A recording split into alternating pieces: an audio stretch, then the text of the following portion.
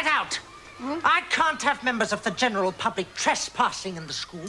But I'm not trespassing, Mr. Braithwaite, sir. I mean, I work here, remember? Nonsense. Leave the premises at once. But it's me, sir. Poskitt. Listen, my man. I know Poskitt. The man is a byword for sartorial inelegance and a scruff bag of the first order, while you, if I may say so, are strolling about the place like a tailor's dummy. Your deception cuts no ice with me at all. So be gone. Depart. Sling your hook.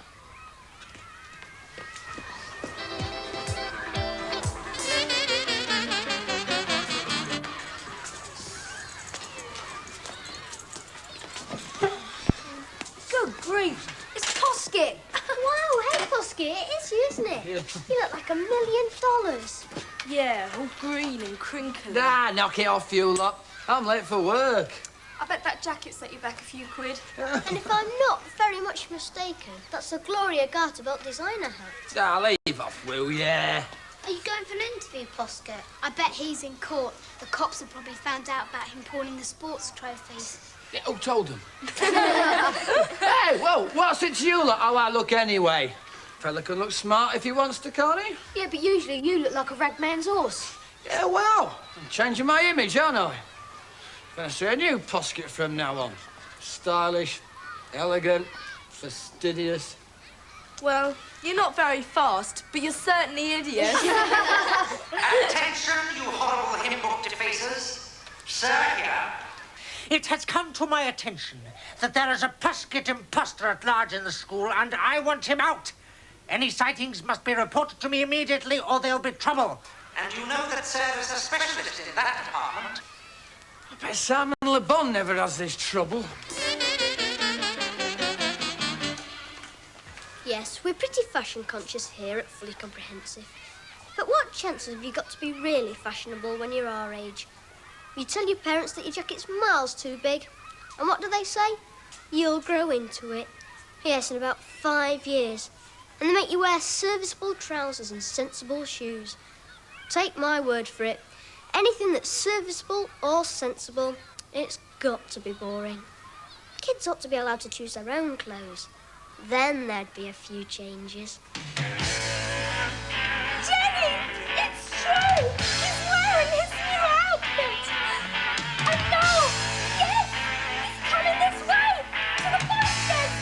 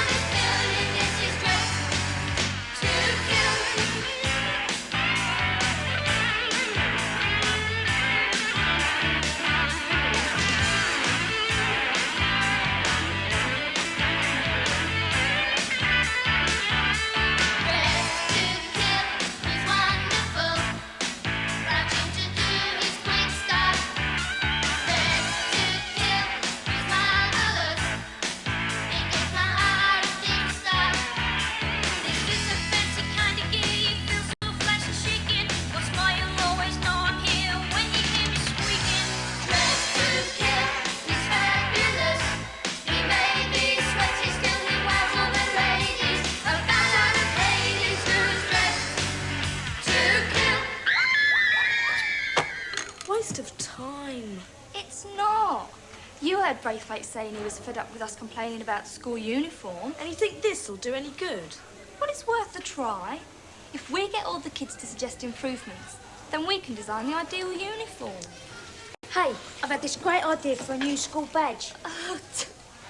You'd never get Braithwaite to agree to that. No, let me explain. This is my shop. Shop? Yes, I stock an improved set of badges, and you hire whichever one you fancy before you go into morning assembly. Braithwaite would never allow it. If I offered him a cut, he would.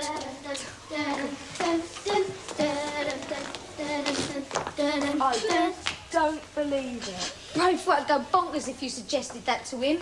It's a bit over the top, isn't it, Alix? I don't know what you mean. What is it, Angel Topping? It was supposed to be a surprise. You weren't meant to see until the end of term. You mean that's like your suggestion for the new school uniform? Of course not, stupid.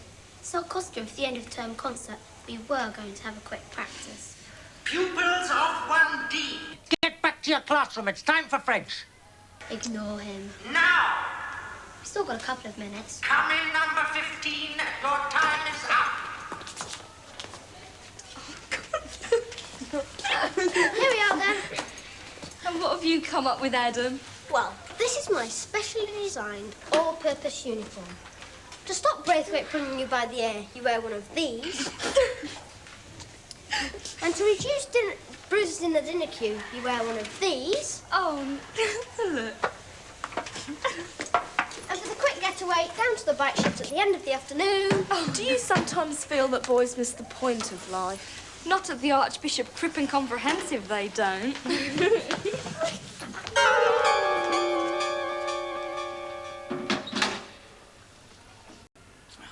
I can't wait to get back into my work clothes. This fashion lark's overrated, I can tell you. Feel a song coming on.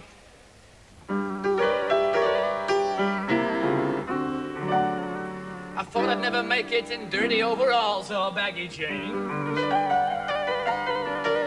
I thought I'd have to dress like one of the fashion models in magazines. I thought a classic jacket was all I liked to come over strong. But I was wrong. I discovered horribly wrong. It just isn't me. I know I look a right imposter, and on top of that I lost a lot of the old dignity. It just isn't me. My movements are awkward and ungainly, and I feel a bad 'cause you can plainly see. It just isn't me. Oh, it just isn't me. The hat's not charismatic, so it goes back to the attic, which is where it should be. It just isn't me. I realise the image will appeal more if I dress the way I did to feel more free. Free to be me, wonderful me, beautiful me, superlative me. Aye, Poskitt. Elegant me.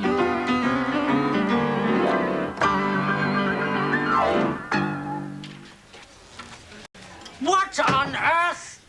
No, I'm sorry, that's totally out of the question. What is? I can't possibly allow a school uniform like that. No. What's wrong with it? Don't you like the it? trousers are all right. I've always been partial to navy blue, but the rest of it, oh, dear, no. Oh, cut your legs, have you? And that cap, you'll catch a death of cold in that cap. But there's nothing... Look, I don't want to hear another word. David Grannon, it is you, isn't it? Yeah. I like the outfit. Thanks, I'm glad somebody does. You've always been a stylish dresser, though, haven't Oh, you? it's nice that you're a bit of a flashy dresser yourself. I think it's important to wear things that people remember you for, don't you? Yeah, and what are you doing now? Oh, well, after I left Links, I started recording, and at the moment, I've just finished an album, and I'm getting ready to go on tour next year, early next year. Well, your first 3 solo releases were hits, weren't they? Stop and Go, Watching You, Watching Me, and Love Will Find a Way. You know them all. Yeah, what are you working on now? Well, as I said, I finished recording, but you never stop writing. So, well, I don't. Anyway, I'm writing all the time, just in case I ever run out of ideas. So I'm sitting at home writing lots of songs, apart from when I come in to visit you. And, that's really what I'm doing. And I'm singing, and I've got a band together, and we're touring all right with the world.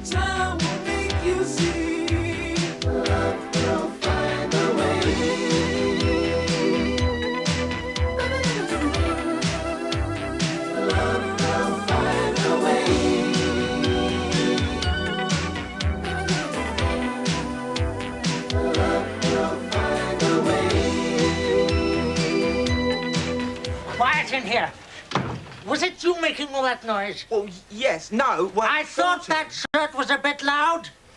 A bit loud. Plebs.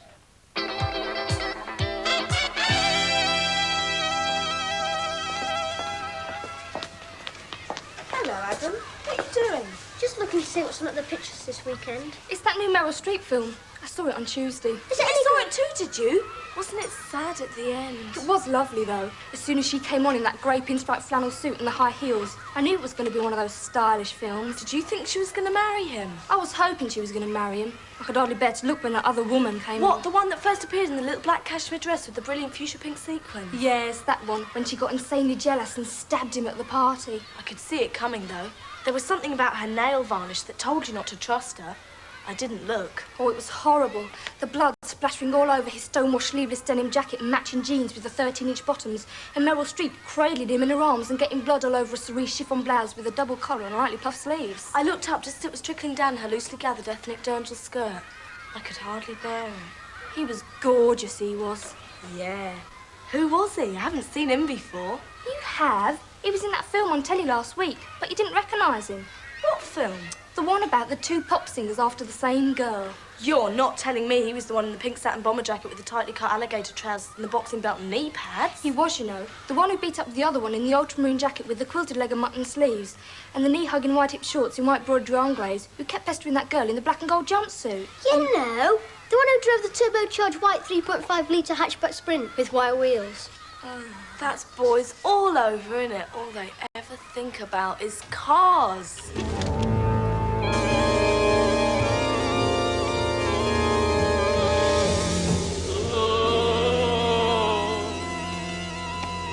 Fanshawe!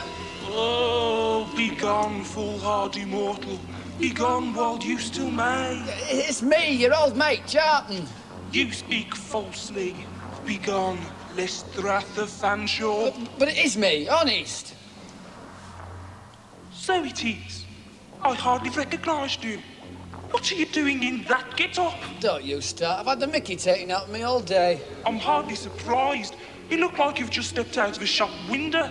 Through the glass. Oh, very funny. So you're suffering persecution, are you? You know what it's like to be hounded, an outsider. Like the poor sad soul condemned to lurk forever in the bowels of the boiler room. Who's that then? Me, you fool. Oh, yes. So you come in your time of trouble to seek the help of the sacred school dinner? No, actually, I just came down for a smoke. Oh, but while I'm here... Do you have an offering? Yeah, I've got an apple somewhere. Yeah, Granny Smith's. Let's hope she doesn't miss it.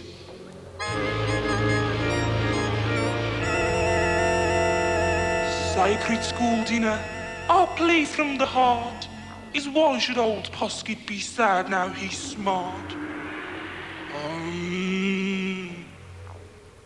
The sacred school dinner advises that to be happy, you should have remained a scruff. Remember, you can't teach an old dog new maths. Shouldn't that be tricks? The dog's name is unimportant. Yeah, well, advice is all very well, but I could have done with a bit of practical help.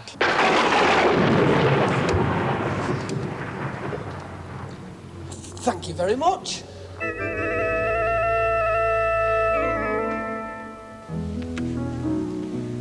If you care to look into your Bible, in the 37th chapter of Genesis, you'll find there the story of Joseph and his brothers, a right load of menaces.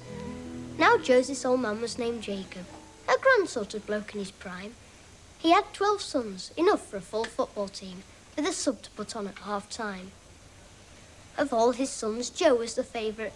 Jake thought him the pick of the batch, so he gave him a coat many-coloured and a nice pair of sandals to match. Now this coat was a splendid creation, with the colours of the rainbow it shone, so bright that no one could behold it without putting their sunglasses on. You can guess Joseph's brothers got jealous, so they plotted and grumbled a bit. Then they all leapt upon him and duffed him up good, and cast Joseph down in a pit. Well, the lads felt a bit rotten after. They'd the grace to feel guilty at least, but they still ripped the coat up and daubed it with blood, so it seemed Joe'd been ate by wild beasts. Right, said one brother, now what we must do is to keep this a secret between us. So they carried the coat back to Jacob, who said, "By heck, there's a job for the dry cleaners." Joe escaped from the pit in the end, though, and forgave the whole set howdy-do. But he never again wore a bright-coloured coat, and I can't say I blame him. Can you? Here endeth the lesson. The lesson endeth not until Sir saith so. Understand? Heathen rabble.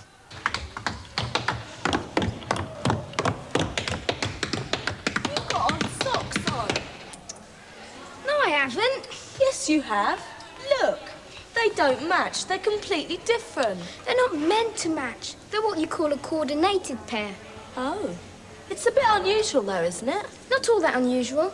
I've got another pair exactly the same at home. It's bits like that give our bike shed a bad name. Don't talk to me about socks. I wasn't. What's this I hear about your socks? Don't talk to him about them. What about his socks? Old Braithwaite slagged him off about them. He's going to write to Lou's parents. Why? They smell all right to me. It's not the smell, it's the colour. Let's have a look. Such disgrace. Don't know where they put my face. Seems my school career is heading for the rocks.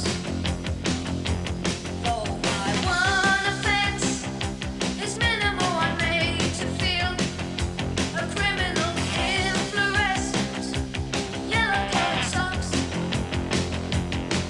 Hell have no fury, like a one-man judge and jury. Will they lock me up or put me in the stocks?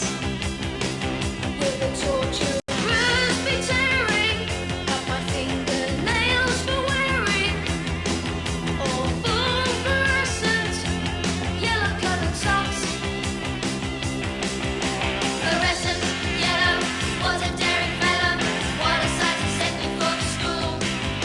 Fluorescent socks, the teachers know me shop at this reckless spotting of the rule of dress.